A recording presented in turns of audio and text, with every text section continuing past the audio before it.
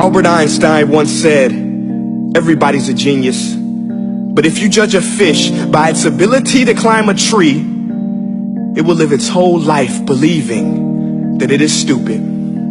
Ladies and gentlemen of the jury, today on trial we have modern day schooling. Glad you could come. Not only does he make fish climb trees, but also makes them climb down and do a 10-mile run. Tell me, school, are you proud of the things you've done? Turning millions of people into robots, do you find that fun? Do you realize how many kids relate to that fish swimming upstream in class, never finding their gifts, thinking they are stupid, believing they are useless?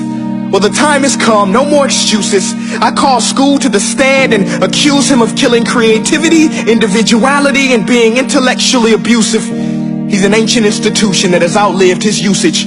So, Your Honor, this concludes my opening statement, and if I may present the evidence of my case, I will prove it. Proceed. Exhibit A.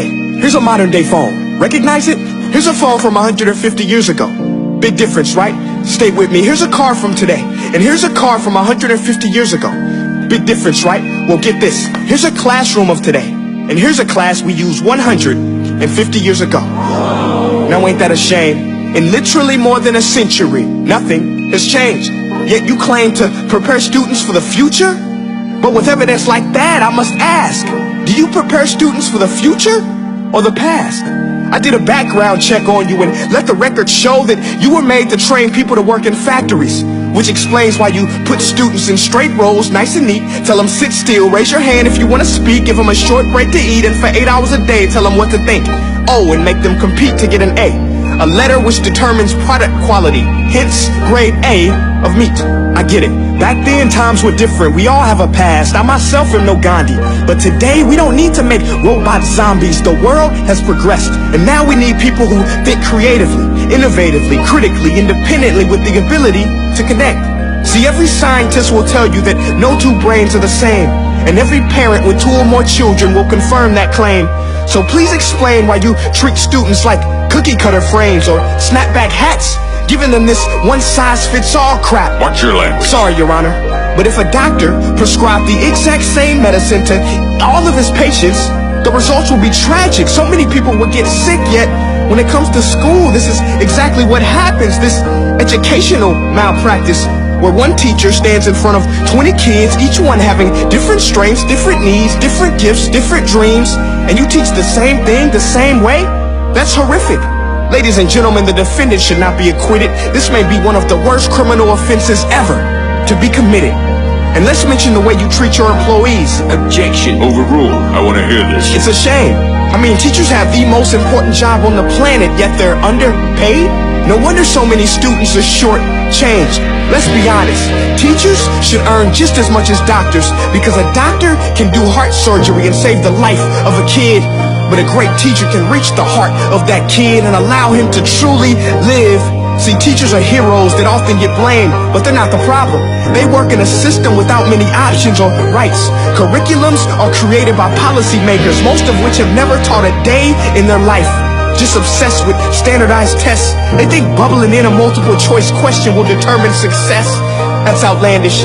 In fact, these tests are too cruel to be used and should be abandoned, but don't take my word for it.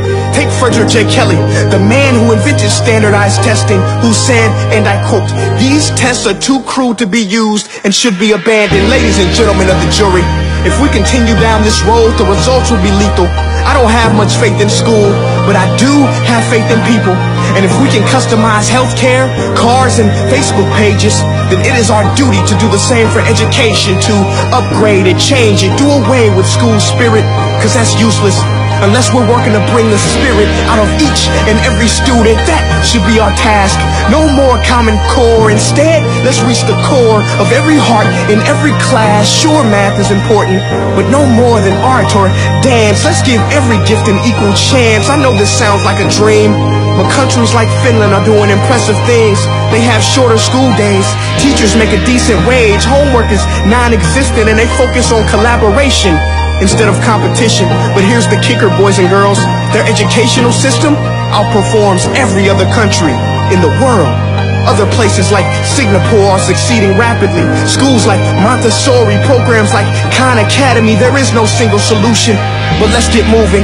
Because while students may be 20% of our population, they are 100% of our future. So let's attend to their dreams, and there's no telling what we can achieve.